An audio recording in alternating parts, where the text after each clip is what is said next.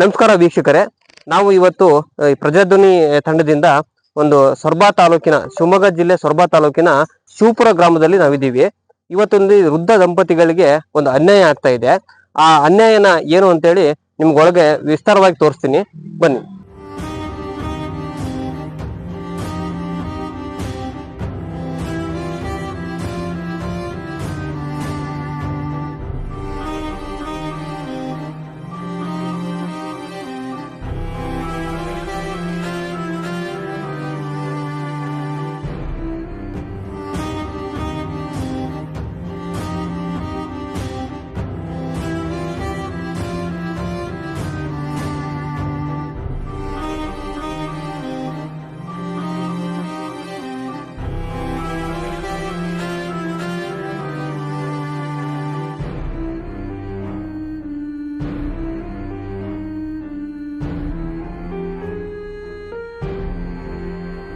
ಇಲ್ಲಿ ನೋಡ್ತಾ ಇದ್ದೀರಾ, ಈ ಮನೆ ಇನ್ನೇನು ಬಿದ್ದೋಗಂತ ಪರಿಸ್ಥಿತಿಲಿ ಇದೆ.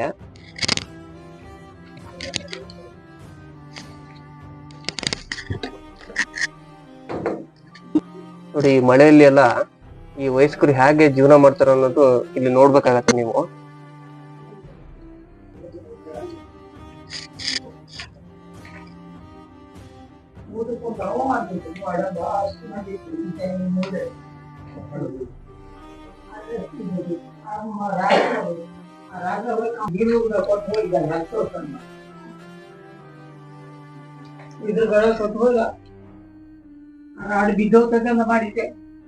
ನೋಡಿ, ಇವರು ವಯಸ್ಸಾಗಿದೆ, ಯಾರಾದ್ರೂ ಒಬ್ರು ಹಿಡ್ಕೊಂಡೇ ಹೋಗ್ಬೇಕು. ಇವ್ರು ಟಾಯ್ಲೆಟ್ಗೆ ಎಲ್ಲ ಹೋಗ್ಬೇಕಂದ್ರೆ ಹಿಡ್ಕೊಂಡೇ ಹೋಗ್ಬೇಕು. ಅದು ಕೂಡ ಇಲ್ಲಿ ನೋಡಿ, ಇದು ಯಾವ ತರ ಪರಿಸ್ಥಿತಿ ಇದೆ ಅಂತ ಹೇಳಿದ್ರೆ, ಇನ್ನೇನು ಈ ಗೋಡೆ ಬಿದ್ದೋಗೋ ಸ್ಟೇಜ್ ಅಲ್ಲಿ ಇದೆ. ನೋಡಿ, ಈ ಗೋಡೆ ಎಲ್ಲ ಪೂರ್ತಿ, ಮನೆನೇ ಪೂರ್ತಿ ಬಿದ್ದೋಗೋ ಸ್ಟೇಜ್ ಅಲ್ಲಿ ಇದೆ. ಅದು ಕೂಡ ಮನೆ ಕಟ್ಲಿಕ್ಕೆ ತೊಂದರೆ ಮಾಡ್ತಾ ಇದ್ದಾರೆ. ನೋಡಿ, ಇದು ರಾತ್ರಿ ಕರ್ಕೊಂಡು ಬಂದೆ. ಈ ಗೋಡೆನು ಈ ಮನೆ ಈ ರಾಡ್ ಬೀಳ್ತತಿ ಹೇಳಿ ಇವನು ಅಷ್ಟಿಲ್ಲ, ಅಲ್ಲಿದ್ದ ಹೋಯ್ದೆ ನೋಡು. ಇವನಿಗೆ ಇದು ಮನೆ ಎಲ್ಲ ಜಾಗ ನಾವೇ ಕೊಟ್ಟಿದ್ದಾವು, ಸುದ್ದಿಲ್ಲ. ಅದು ನಾವ್ ತಂದಿದ್ ಸೈಟ್ ಆಗಿತ್ತು. ಈ ಊರಾಗ ಯಾರು ಬರ್ಲಿಲ್ಲ ಇದು ಮುಂಚೆ. ನಾವೇ ಬಂದು ಬಿದ್ರಗಳ ತಗದು, ಬಿದ್ರ ಬಟ್ಟಿ ತಗದು ಇಲ್ಲಿ ಮಾಡಿದ ಮನೆ ನಾವೇ ಮುಂಚೆ. ಯಾರು ಬರ್ಲಿಲ್ಲ. ಈಗೆಲ್ಲ ಬಂದು ನಮಗ್ ಜಾಗ ಇಲ್ಲ. ಇಡೀ ಊರೆಲ್ಲ ಬಂದಾಗ ಈಗ ನಮಗ್ ಜಾಗ ಇಲ್ಲ ಮನೆ ಕಟ್ಟಣ ಅಂದ್ರೆ. ಇದೇ ಮನೆ ನ್ಯಾಯ. ಅಲ್ಲಿ ನೋಡಿ, ಮತ್ತೊಬ್ಬ ಕಾರವಾರದಾಗೆ ಸುತ್ತು ಪಾಕರ್ 1 ಎಕರೆಗೆ ಮಾಡ್ಕೊಂಡಿದ್ದಾನೆ. ನಾವ್ 6 ಜನ ಹೋಗಿ ದುಡ್ದಿದ್ದಾವ ಒಂದ್ ಮನೆಗೆ. ಈ ಮಗ 20 ವರ್ಷ ಇದ್ದಾನೆ ಅವ್ರ ಮನೆಗೆ ಕೆಲಸ ಮಾಡಾಗೆ ಇಟ್ಕೊಂಡ. 2 ಜನ ಹೆಣ್ಣು ಹುಡ್ರು ಅಡಿಗೆ ಮಾಡಾಗ ಇಟ್ಕೊಂಡು ಒಂದೊಂದೇ ಹೋಗೋದು ಒಂದ್ ಬರೋದು ಮಾಡಿ. ನಾನು ಒಂದು 2 ವರ್ಷ ಮಾಡಿದ್ದೆ ಅಡಿಗೆ. ಈಗ ಇಲ್ಲಿ ಒಡೆಯಕ್ ಕೂರ್ತಾನೆ, ಇಲ್ಲಿ ಬಸ್ ಹೋಗ್ತಾನೆ ಒಡೆಯಕ್ ಅಲ್ಲ. ಅದೇ ಅದು ಕಲ್ಲಿನ ರಾಶಿ, ಇದು ಮರಳ ರಾಶಿ. ಇಲ್ಲೇ ಒಡೆಯಕ್ ಕುಂತಾನೆ ಅಡಿಗೆ ಮನೆಗೆ. ನಿಮಗೆ ಮನೆ ಕಟ್ಲಿಕ್ಕೆ ಕೊಡ್ತಾ ಇಲ್ಲ. ಒಡೆಯಕ್ ಬೇಡ ಮರಯ ಅಂತ ಹೇಳಿ ನಾನು ಕೂಗ್ದೆ. ಯಾಕ ಬಿತ್ತು ಹೋದ, ಇನ್ನು ಬರ್ತಾನೆ. ಈಗ ನಮ್ಮ ಏನು ಈ ಹಿಂದೆ ಮಾನವ ಹಕ್ಕು ಕ್ಷೇಮಾಭಿವೃದ್ಧಿ ಸಮಿತಿಯ ಒಬ್ರು ಜಿಲ್ಲಾ ಅಧ್ಯಕ್ಷರಾಗಿದ್ರು ಈ ಹಿಂದೆ, ಅವ್ರನ್ನ ನಾವು ಮಾತಾಡ್ಸೋಣ. ಯಾಕಂದ್ರೆ ನಮ್ಮ ಪ್ರಜಾಧ್ವನಿಗೆ ಈ ಸಂದೇಶ ಬಂದಾದ್ಮೇಲೆ ನಾನು ಹೊರಟಾಗ ಇವರು ಕೂಡ ಬರ್ತೀವಿ ಅಂತ. ನಮ್ಮ ಮಾನವ ಹಕ್ಕು ಕ್ಷೇಮಾಭಿವೃದ್ಧಿ ಸಮಿತಿಯ ಒಂದು ಜಿಲ್ಲಾ ಅಧ್ಯಕ್ಷರು ಈ ಹಿಂದೆ ಇದ್ದರು, ಈಗ ಇಲ್ಲ. ಬಟ್ ಅವ್ರನ್ನು ಕೂಡ ಮಾತಾಡ್ಸೋಣ, ಏನ್ ಹೇಳ್ತಾರೆ. ಮೇಡಮ್, ನಿಮ್ಮ ಹೆಸರು? ನನ್ನ ಹೆಸರು ಮೀನಾ ಅಂತ ಹೇಳ್ಬಿಟ್ಟು, ಈ ಹಿಂದೆ ಮಾನವ ಹಕ್ಕುಗಳ ಕ್ಷೇಮಾಭಿವೃದ್ಧಿ ಸಮಿತಿಯ ಜಿಲ್ಲಾಧ್ಯಕ್ಷ ಆಗಿದ್ದೆ, ಶಿವಮೊಗ್ಗ ಜಿಲ್ಲಾಧ್ಯಕ್ಷ ಆಗಿದ್ದೆ. ಈ ಹಿಂದೆ ಒಂದ್ಸರಿ ನಂಗೆ ಮಾಹಿತಿ ಬಂದಿಟ್ಟಿದ್ದು. ನಾನು ಅಂದ್ರೆ ಈ ಕಡೆ ಇದಾಗಿರ್ಲಿಲ್ಲ. ಈಗ ಪ್ರಜಾಧ್ವನಿ ಅವ್ರು ಬಂದಾಗ ನಾನು ಆ ವಿಷಯ ಕೇಳಿ ನಾನು ಬರ್ತೀನಿ, ನಾನು ಬಂದ್ಬಿಟ್ಟು ನಾನು ಅದೇನು ನಾನು ಕಣ್ಣಿಂದನೇ ನೋಡ್ತೀನಿ ಅಂತ ಹೇಳಿ ಬಂದೆ. ನಾನು ಸ್ವಯಂ ಆಗಿ ನಾನೇ ಬಂದೆ. ಬಂದ್ ನೋಡಿದ್ರೆ ಇಲ್ಲಿ ಯಾಕಪ್ಪ ಅವಾಗ ತಗೊಳ್ಳಿಲ್ಲ ನಾವು, ಅವಾಗ್ಲೇ ಬಂದಿದ್ರೆ ಬಗೆಹರಿತಿತ್ತೇನೋ ಅಂತ ಹೇಳ್ಬಿಟ್ಟು ಈಗ ಒಳಗಡೆ ನೋಡಿದ್ರೆ ನಿಜವಾಗ್ಲೂ ಯಾವ ತಂದೆ ತಾಯಿಗೂ ಈ ತರ ಪರಿಸ್ಥಿತಿ ಬರಬಾರ್ದು. ಈ ತರ ಪರಿಸ್ಥಿತಿ ಬರಬಾರ್ದು. ಮಕ್ಕಳಿದ್ದು ಅನಾಥರಾಗಿ, ಮಕ್ಕಳಿದ್ದು ಇಂಥ ಮನೇಲಿ ಇದ್ಕೊಂಡು, ಆ ಒಬ್ಬ ಬಿಲ್ಡಿಂಗ್ ಅಲ್ಲಿ ಕೋಟ್ಯಾಧಿಪತಿ ಆಗಿ, ಇನ್ನೊಬ್ಬ ಹೋಗ್ಲಿ ಅಟ್ಲೀಸ್ಟ್ ಚಿಕ್ಕ ಮಗನ ಯಾರೋ ಅಂತೆ ಅವ್ರು ಬಂದು ಕಟ್ಕೊಡ್ತೀನಿ ಅಂತ ಅವ್ರಿಗೂ ಉಪದ್ರ ಕೊಟ್ಕೊಂಡು ಇದೆಲ್ಲ ಮಾಡೋದು ಏನ್ ಸರ್? ಇದಕ್ಕೆಲ್ಲ ಎಷ್ಟು ಅವನು ಇದು ದುಡ್ಡಿದ್ದು ಮಾತ್ರ ಈಗ ಅವರೆಲ್ಲ ಬೇಕಾದ್ರೆ ನಿಮಗೆ ಕಣ್ಣಿಗೆ ಕಾಣಿಸ್ತಾರೆ. ಯಾರೇ ಅಧಿಕಾರಿಗಳು ಆಗ್ಲಿ, ಯಾರಿಗೆ ಆಗ್ಲಿ. ಯಾಕೆ ಇದು ತಂದೆ ತಾಯಿಗೆ ನೋಡೋ ಅಂತ ಮಕ್ಳಿಗೆ ದುಡ್ಡಿಲ್ಲ ಅಂತಂದ್ರೆ ಮಕ್ಳಿಗೆ ಹಕ್ಕು, ಅವ್ರಿಗೆ ನೀತಿ ನ್ಯಾಯ ಏನು ಸಿಗಲ್ವಾ ಇಲ್ಲಿ? ಸಿಗ್ಬೇಕು. ನಾವು ಹಕ್ಕು ಹೋರಾಟ ಏನಿದೆಯೋ ಹಕ್ಕು ನಾವು ತಗೊಳ್ಳೋ ತನಕ ನಾವು ಬಿಡೋದಿಲ್ಲ. ಆ ತಂದೆ ತಾಯಿನ ನೋಡಿದ್ರೆ ನಿಜ ಕಣ್ಣಲ್ಲಿ ನೀರು ಬರುತ್ತೆ. ಅಂತ ಪರಿಸ್ಥಿತಿಲಿ ಅವರು ಜೀವನ ಮಾಡ್ತಾ ಇದ್ದಾರೆ. ಯಾರು ಇಲ್ಲಿ ಒಂದು ಪ್ರಾಣಿ ಸಹ ಇರಲ್ಲ ಅಂತ ಜಾಗದಲ್ಲಿ ವೃದ್ಧ ದಂಪತಿಗಳಿದ್ದಾರೆ ಅಂತಂದ್ರೆ ಮನಕ್ ಕಲ್ಕುತ್ತಂಗೆ ನಮ್ಗೆ. ಈಗ ನಿಮ್ಗೆ ಏನ್ ಸಮಸ್ಯೆ ಆಗ್ತಿದೆ ಹೇಳಿ, ಮಕ್ಕಳಿಂದ ಏನ್ ಸಮಸ್ಯೆ ಆಗ್ತಿದೆ ಅಂತ ಹೇಳಿ. ಮಕ್ಕಳಿಂದ ಏನು ಸಮಸ್ಯೆ ಅಂದ್ರೆ ಮಕ್ಕಳಿಂದ ಏನಾಗಂದ್ರೆ ಮಕ್ಕಳು ನಮ್ಗೆ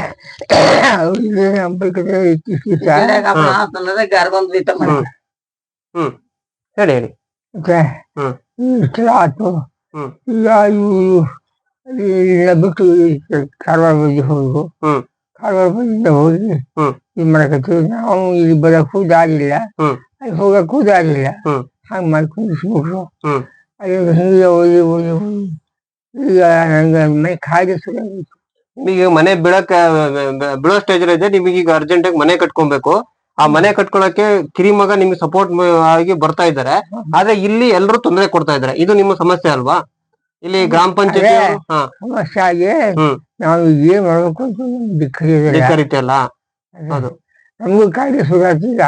ಹೌದು, ಮನೆ ಗೆಳಕ್ಕಾಗಲ್ಲ, ಅಲ್ಲಿ ಹೋಗಕ್ಕಾಗಲ್ಲ, ಇಲ್ಲಿ ಹೋಗಕ್ಕಾಗಲ್ಲ. ಅದಕ್ಕೆ ನಾವು ಹೋಗಿದ್ರೆ ಅವ್ನಿಗೆ ಸಿಟ್ಟು ಬರ್ತೈತಿ. ಯಾಕಂದ್ರೆ ಅವ್ನಿಗೆ ಬರ ಯಾರು ಇಲ್ಲಿ ಸಂಪೂರ್ಣವಾಗಿ ಗ್ರಾಮ ಪಂಚಾಯತಿಯವರು ಕೂಡ ಈಗ ಏನು ಹಣ ಇದ್ದವ್ರ ಕಡೆ ನಿಮ್ಮ ಇನ್ನೊಬ್ರು ಮಗನ ಕಡೆ ಸಪೋರ್ಟ್ ಮಾಡ್ತಾ ಇದ್ದಾರೆ. ಮತ್ತೆ ಈ ವಿಚಾರ AC DC ಮತ್ತೆ ನಿಮ್ಮ ಸಚಿವರು ಬಳಿ ಕೂಡ ಹೋಗಿದೆ ಈ ವಿಚಾರ. ಇಲ್ಲಿ ಶಾಸಕರ ಸಚಿವರ ಬಳಿ ಕೂಡ ಹೋಗಿದೆ ಈ ವಿಚಾರ. ಆದ್ರೂ ಕೂಡ ಇಲ್ಲಿ ಯಾವುದೋ ಒಂದು ಆಸೆ ಒಂದು ಇದರಿಂದ ನಿಮ್ಗೆ ಇಲ್ಲಿ ಸಾಕಷ್ಟು ತೊಂದರೆ ಕೊಡ್ತಾ ಇದ್ದಾರೆ. ಪೊಲೀಸ್ ಇಲಾಖೆಯವರು ಆಗ್ಲಿ, ಅಕ್ಕಪಕ್ಕದ ಮನೇಲಾಗ್ಲಿ, ಇವರೆಲ್ಲರೂ ಕೂಡ ಸಮಸ್ಯೆ ಕೊಡ್ತಾ ಇದ್ದಾರೆ ನಿಮ್ಗೆ. ಗಂಟೆ ಯಾರು ಕೊಡ್ತಾರೆ ಅವ್ರ ಬದಿಗೆ ಹೊರೀತಾರೆ. ಗಂಟೆ ಕೊಡಿದ್ದು ಯಾರು ಹೌದೌದು.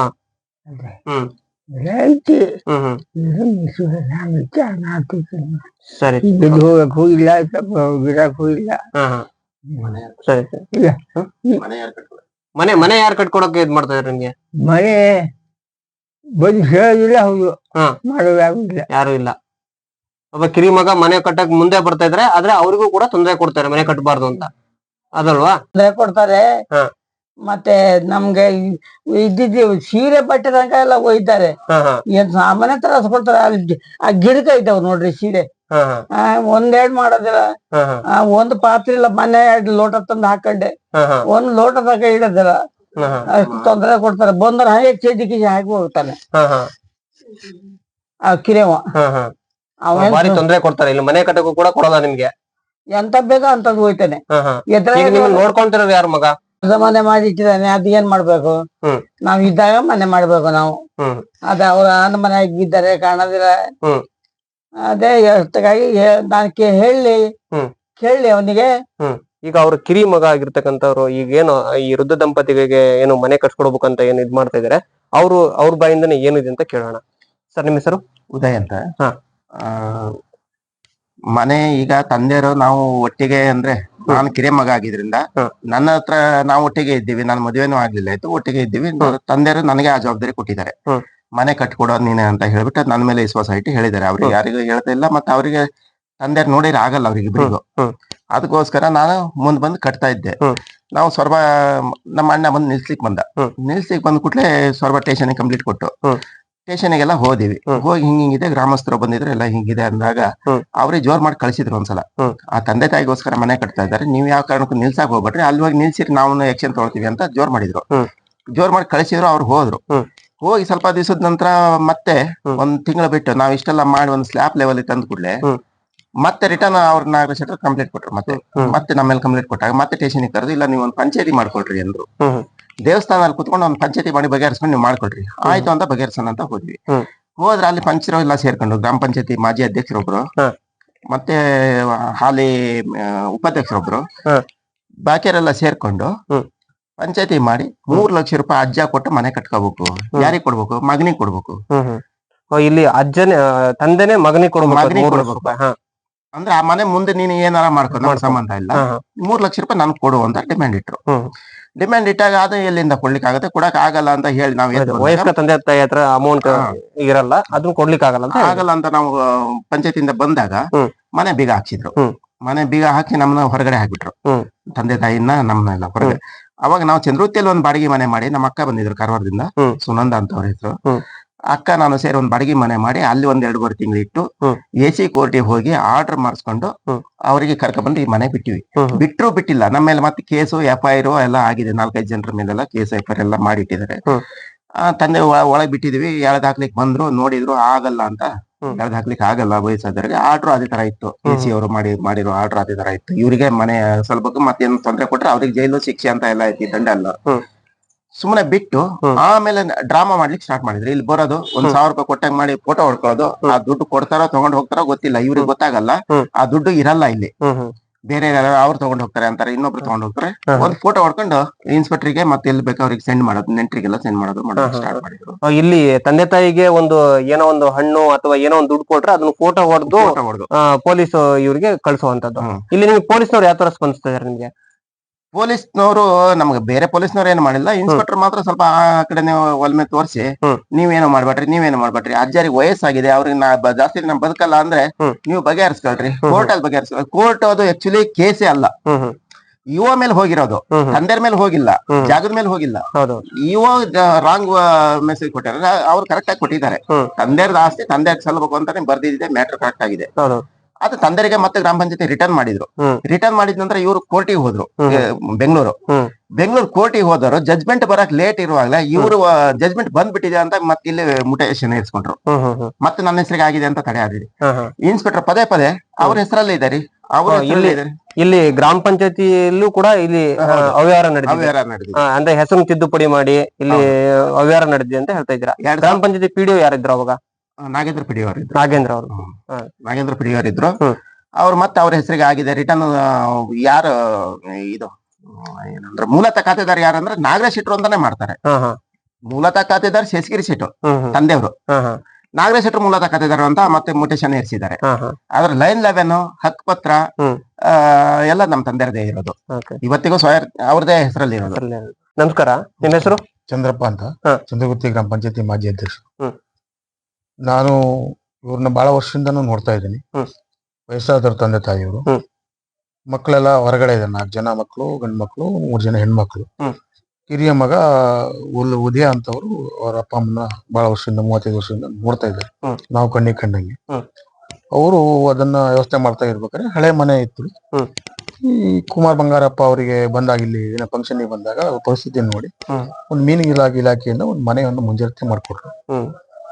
ಕೊಡಬೇಕಾದ್ರೆ ಅವ್ರ ದಾಖಲೆಗಳೆಲ್ಲ ಸರಿ ಇರ್ಬೇಕಲ್ಲ, ಹಂಗಾಗಿ ಮೊದಲೇ ಅವ್ರ ತಂದೆ ಅವ್ರ ಮಗ ದಾಖಲೆಯನ್ನ ತಿರ್ಚಿ ಸುಳ್ಳೆ ಇದು ಮಾಡಿ ಅವರ ಮೂಲತಃ ಹಕ್ಕುಪತ್ರ ಕೊಟ್ಟದನ್ನ, ಕತೆ ಇರೋಂತ ಶೇಷಗಿರಿ ಕತೆ ಇರೋಂಥದನ್ನ ಸುಮ್ನೆ ನಕಲಿ ಪತ್ರ ಮಾಡ್ಕೊಂಡು ನನ್ನ ಹೆಸರಿಗೆ ಬರ್ಕೊಟ್ಟಾರ ಅಂತ ಹೇಳ್ಕೊಂಡು ಗ್ರಾಮ ಪಂಚಾಯತಿಯಲ್ಲಿ ರಿಜಿಸ್ಟ್ರೇಷನ್ ಮಾಡಿ ಮುಟೇಶನ್ ಏರಿ ತಂದೆ ಕಟ್ತಾ ಇದ್ದ.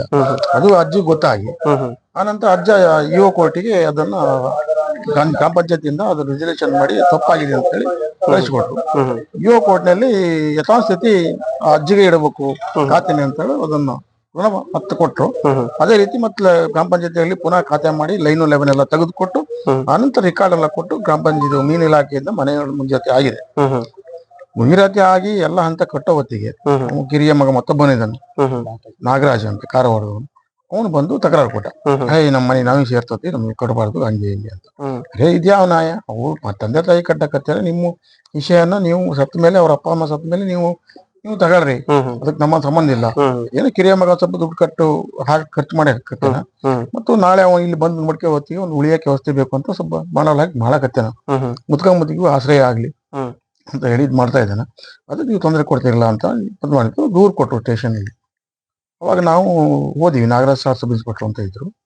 ಆ ನಾಗರಾಜ್ ಸಾರ್ ಸಬ್ ಇನ್ಸ್ಪೆಕ್ಟರ್ ಅವಾಗ ಈ ಅಜ್ಜಿನ ಕರ್ಕೋದ ನೋಡ್ತಾರೆ, ನಾಗರಾಜ್ ಯಾವ ಕಾರಣಕ್ಕೂ ತಕರಾರು ಮಾಡಂಗಿಲ್ಲ, ಮನೆ ಮುಗಿಬೇಕು, ನೀವೇನಿದ್ರು ಕೋರ್ಟ್ನಾಗ ಬಗೆಹರಿಸ್ಕೊಳ್ಳಿ, ಕೋರ್ಟ್ ಕಚೇರಿ ಏನಿಲ್ಲ, ಫಸ್ಟ್ ಮನೆ ಮುಗಿಬೇಕು ಅಂತ ಹೇಳ್ಕೊಂಡಾಗ ಆ ನಂತರ ಮನೆ ಫೌಂಡೇಶನ್ ಹಾಕಿ ಸ್ಲಾಬ್ ಅಂತ ಬಂದಾಗ ಮತ್ತೆ ತಕರಾರು ಬಂದ್ಬಿಡ್ತು. ಅವಾಗ ಇನ್ಸ್ಪೆಕ್ಟ್ರು ಯಾವ ತೊಂದ್ರೆ, ಯಾರಿಗೂ ವಿಮರ್ಶೆಗೊಳಗಾದ್ರು ಏನಾದ್ರು ಗೊತ್ತಾಗ್ಲಿಲ್ಲ. ಕಟ್ಬಾಡ್ರಿ ಹಂಗೆ ಹಿಂಗೆ ಅವ್ರ ಇನ್ಸ್ಪೆಕ್ಟರ್ ಹೆಸರು ನಾಗರಾಜ್ ಅಂತ. ಕಾರಣ ಯಾಕಂದ್ರೆ ಅವ್ರ ಮ್ಯುಟೇಷನ್ ಮತ್ತೆ ಅವ್ರು ಯುವ ಕೋರ್ಟಿಂದ ಅವ್ನು ಸ್ಟೇ ಅದಕ್ಕೆ ಹೋಗಿದ್ನಲ್ಲ, ಪೊಲೀಸ್ನರಿಗೆ ಏನು ಗೈಡೆನ್ಸ್ ಇಲ್ಲ. ಯಾವುದು ಮನೆ ನಿಲ್ಸಬೇಕು, ಮನೆ ಕಟ್ಟಬೇಕು ಅಂತೀವಿ, ಸಿವಿಲ್ ವ್ಯಾಜ್ಯ ಇದು. ಅವ್ರಿಗೆ ಸಂಬಂಧ ಬರಲ್ಲ. ಅವ್ರಿಗೇನು ಆರ್ಡರ್ ಇಲ್ಲ, ಕೋರ್ಟ್ ಆರ್ಡರ್ ಇಲ್ಲ. ನಮಗೆ ಇದು ಮಾಡ್ಬೇಕು ಅಂತ ಹೇಳಿ ನಾಗರಾಜ ಮಾಡ್ಬೇಕು ಅಂತ ಏನ್ ಮುಟೇಶನ್ ಅದನ್ನ ತಿದ್ದುಪಡಿ ಆಗಿದ್ದಕ್ಕೆ ಕೋರ್ಟಿಗೆ ಹೋಗಿದ್ ಬಿಟ್ರೆ, ಇಲ್ಲಿ ಮುಟೇಶನ್ ಅನ್ನ ಗ್ರಾಮ ಪಂಚಾಯತ್ ಪ್ರಭಾವದಿಂದ ಮುಟೇಶನ್ ಇರಿಸಿದ್ದಾರೆ. ಗ್ರಾಮ ಪಂಚಾಯತ್ ಪ್ರಭಾವ ಅಂತಂದ್ರೆ ಅಲ್ಲಿ ಈ ಹೆಸರನ್ನ ತಿದ್ದುಪಡಿ ಮಾಡಿ ಅಥವಾ ಫೇಕ್ ಸಿಗ್ನೇಚರ್ ಹಾಕಿ ಮಾಡಿರೋಂಥದ್ದು. ಅಲ್ಲಿ ಗ್ರಾಮ ಪಂಚಾಯತಿಯಲ್ಲಿ ಯಾವ ಅಧಿಕಾರಿ ಇದ್ರು? ಗ್ರಾಮ ಪಂಚಾಯತಿ ಪಿಡಿಒ ನಾಗೇಂದ್ರಪ್ಪ ಅಂತ ಇದ್ದ. ನಾಗೇಂದ್ರಪ್ಪ ಅವ್ರು ಅದನ್ನ ಇಳಿಯೋ ಟೈಮಿಗೆ ಅದನ್ನ ಮಾಡಿ ಇಟ್ಟವ್ರು. ಯಾವ್ದು ರಿಜಿಲೇಷನ್ ಮತ್ತು ಮ್ಯೂಟೇಷನ್ ಲೈನ್ 11 ಶೇಷಗಿರಿ ಶೆಟ್ಟರ್ ಹೆಸರಿಗೆ ಇದೆ. ಅದು ಲೈನ್ 11 ಮುಖ್ಯ ಹೊರತು ಲೈನ್ ಮ್ಯೂಟೇಷನ್ ಲೆಕ್ಕ ಅಲ್ಲ. ಇವತ್ತು ನಿಮಗೆ ಕೋರ್ಟ್ ಇಂದ ಆರ್ಡರ್ ಆಗಿದೆ ಅಂತ ಹೇಳ್ತಾರಲ್ಲ, ಇಲ್ಲಿ ಈಗ ಅನ್ಯಾಯ ನಡೆದಿರೋ ವಿಚಾರಕ್ಕಾಗಿ ಆ ಅಧಿಕಾರಿಗಳ ಮೇಲೆ ಯಾವುದೇ ಕೇಸು ಮತ್ತು ಮುಗ್ದೊಂದು ನೀವು ಮಾಡಿಲ್ವಾ? ಇಲ್ಲ, ಅದನ್ನು ಕೋರ್ಟ್ನಲ್ಲಿ ನಡೀತಾ ಇದೆ. ಕೋರ್ಟ್ನಲ್ಲಿ ನಡೆಯಕತ್ತಿದೆ. ಅದು ಸದ್ಯದಿಂದ ಹೊರ ಬರುತ್ತೆ, ಪ್ರಶ್ನೆ ಬೇರೆ. ಅದಕ್ಕಿಂತ ಮುಂಚೆ ಈ ಅಜ್ಜ ಅಜ್ಜಿ ಏನ್ ಹೇಳ್ತಾರೆ, ನಾವು ಬಂದಾಗ ಸಹಾಯ ಒಳಗೆ ನಾವು ಮನೆ ನೋಡ್ಬೇಕು, ಮನೆ ಉಳಿಬೇಕು ಅಂತ ಇದ್ದಾರೆ. ದಯಮಾಡಿ ಸಂಬಂಧಪಟ್ಟ ಅಧಿಕಾರಿಗಳು, ಸಂಬಂಧಪಟ್ಟವರು ಇದಕ್ಕೆ ಕೂಡ್ಲೇನೆ ಕಾನೂನು ಏನಾರ ಇರ್ಲಿ, ಏನಾರ ಮಾಡ್ಕೊಳ್ಳಿ, ಒಟ್ಟು ಆ ಅಜ್ಜಾಜಿಗೆ ಮನೆ ವ್ಯವಸ್ಥೆ ಮಾಡ್ಬೇಕು. ನಾಳೆ ಅಕಸ್ಮಾತ್ ಅಜ್ಜಾಜಿ ಸತ್ತ ಮೇಲೆ ಮಕ್ಕಳಿಗೆ ಬರ್ತಾರಲ್ಲ, ಅವ್ರಿಗೆ ಸಂಬಂಧಪಟ್ಟದ್ದು ಹೊರತು ಬೇರೆ ಯಾರಿಗೂ ಸಂಬಂಧ ಇಲ್ಲ. ಅವ್ರು ನೋಡ್ಕೊಳ್ಳಿ. ಈ ಮನೆ ಕಟ್ಟೋದಕ್ಕೆ ಏನು ತೊಂದರೆ ಕೊಡಬಾರ್ದು. ಮನೆ ಕಟ್ಟಕ್ಕೆ ಉಳಿಯಕ್ಕೆ ಅವಶ್ಯಕತೆ ಕೊಡಬೇಕು. ಮನೆ ಕಟ್ಟೋದಕ್ಕೆ ಯಾವ ಕಾರಣಕ್ಕೂ ತೊಂದರೆ ಕೊಟ್ರೆ, ಒಂದು ವೇಳೆ ತೊಂದರೆ ಕೊಟ್ರೆ ಅಂದ್ರೆ ನಾವು ಸ್ಥಳೀಯರೆಲ್ಲ ಸೇರ್ಕೊಂಡು ಅದನ್ನ ಧರಣಿ ಸತ್ಯಾಗ್ರಹ ಮಾಡ್ಬೇಕಾಗುತ್ತೆ. ಇದು ಮುಂದಿನ ಎಚ್ಚರಿಕೆ. ವೀಕ್ಷಕರೇ, ಇಲ್ಲಿ ನೋಡ್ತಾ ಇರುವಂಗೆ ಈ ವೃದ್ಧ ದಂಪತಿಗಳಿಗೆ ಎಷ್ಟು ತೊಂದರೆ ಆಗ್ತಿದೆ ಅಂತ ಹೇಳಿದ್ರೆ, ಈ ಶಿವಮೊಗ್ಗ ಜಿಲ್ಲೆಯ ಸೊರಬ ತಾಲೂಕಿನ ಶಿವಪುರ ಗ್ರಾಮ ಅಲ್ಲ, ಇದು ಶಿವಪುರ ಗ್ರಾಮದಲ್ಲಿ ಏನು ಈ ವೃದ್ಧ ದಂಪತಿಗಳಿಗೆ ಇಲ್ಲಿ ಏನು ಅಧಿಕಾರಿಗಳ ಕಡೆಯಿಂದನೂ ಇಲ್ಲಿ ತೊಂದರೆ. ಯಾಕಂದ್ರೆ ಆ ವೃದ್ಧ ದಂಪತಿಗಳನ್ನ ನೋಡಿ ಅಧಿಕಾರಿಗಳು ಈ ಮನೆ ಕಟ್ಲಿಕ್ಕೆ ಒಂದು ಸಹಕಾರ ಮಾಡೋದಿತ್ತು. ಬಟ್ ಅದಕ್ಕೂ ಕೂಡ ಇಲ್ಲಿ ಅಧಿಕಾರಿಗಳು ಕೊಡ್ತಾ ಇಲ್ಲ ಅನ್ನೋದು ಇಲ್ಲಿ ದೊಡ್ಡ ಇದು ಅಪರಾಧ ಆಗಿದೆ ಇಲ್ಲಿ. ಹಾಗಾಗಿ ಏನು ಈ ವೃದ್ಧ ದಂಪತಿಗಳಿಗೆ ಇಷ್ಟೊಂದು ತೊಂದರೆ ಕೊಡ್ತಾ ಇದ್ದಾರೆ. ನಿಜವಾಗ್ಲೂ ಈ ಏನು ಇಲ್ಲಿ ಜಿಲ್ಲಾ ಉಸ್ತುವಾರಿ ಸಚಿವರಾಗಿರ್ತಕ್ಕಂಥವ್ರೆ ಈ ಕ್ಷೇತ್ರದ ಈ ಸಂಸದರ ಶಾಸಕರಾಗಿದ್ದಾರೆ. ದಯವಿಟ್ಟು ಈ ಮಧುಬಂಗಾರಪುರ ಸಚಿವರು ಮಧುಬಂಗಾರಪುರ ಕೂಡ ಇದ್ರ ಬಗ್ಗೆ ಗಮನ ಹರಿಸಬೇಕು. ಅಧಿಕಾರಿಗಳು ಯಾವ ತರ ಇಲ್ಲಿ ದುರಾಡಳಿತ ಮಾಡ್ತಾ ಇರೋದನ್ನ ಸ್ವಲ್ಪ ನೀವು ವೀಕ್ಷಣೆ ಮಾಡ್ಬೇಕಂತ ಹೇಳಿ ಇದರಿಂದ ನಾನು ಕೇಳ್ಕೊಳ್ತಾ ಇದ್ದೀನಿ. ನೋಡಿದ್ರಲ್ಲ ವೀಕ್ಷಕರೇ, ಇಲ್ಲಿ ವೃದ್ಧ ದಂಪತಿಗಳಿಗೆ ಎಷ್ಟು ಅನ್ಯಾಯ ಆಗ್ತಿದೆ ಅಂತ ಹೇಳಿ. ಹೆತ್ತ ಮಕ್ಕಳೇ ಕೂಡ ಇಲ್ಲಿ ಶತ್ರುಗಳಾಗಿದ್ದಾರೆ. ಮತ್ತೆ ಇಲ್ಲಿ ಅಧಿಕಾರಿ ವರ್ಗ ಕೂಡ ಇಲ್ಲಿ ತುಂಬಾ ಇಲ್ಲಿ ಈ ವೃದ್ಧ ದಂಪತಿಗಳಿಗೆ ಮೋಸ ಮಾಡ್ತಾ ಇರೋದು ಕಂಡು ಬರ್ತಾ ಇದೆ. ದಯವಿಟ್ಟು ಜಿಲ್ಲಾ ಉಸ್ತುವಾರಿ ಸಚಿವರಾಗಿರ್ತಕ್ಕಂಥ ಶ್ರೀ ಮಧು ಬಂಗಾರಪ್ಪ ಕೂಡ ಈ ವೃದ್ಧ ದಂಪತಿಗಳಿಗೆ ಒಂದು ನ್ಯಾಯ ಕೊಡಿಸ್ಬೇಕು. ಮತ್ತೆ ಅಧಿಕಾರಿಗಳನ್ನು ಕೂಡ ಒಂದು ಶಿಸ್ತುಬದ್ಧಿನಲ್ಲಿ ಕೂಡ ನಡೆಸ್ಕೋಬೇಕು ಅಂತೇಳಿ ನಾನು ಈ ಪ್ರಜಾಧ್ವನಿ ಟಿವಿಯಿಂದ ನಾನು ಇಲ್ಲಿಂದ ಮನವಿ ಮಾಡ್ಕೊಡ್ತಾ ಇದ್ದೀನಿ. ಕ್ಯಾಮ್ರಾ ಪರ್ಸನ್ ರಿತೇಶ್ ಜೊತೆ ಸತೀಶ್ ಅಂಗಡಿ, ಸೊರಬ. ನಮಸ್ಕಾರ.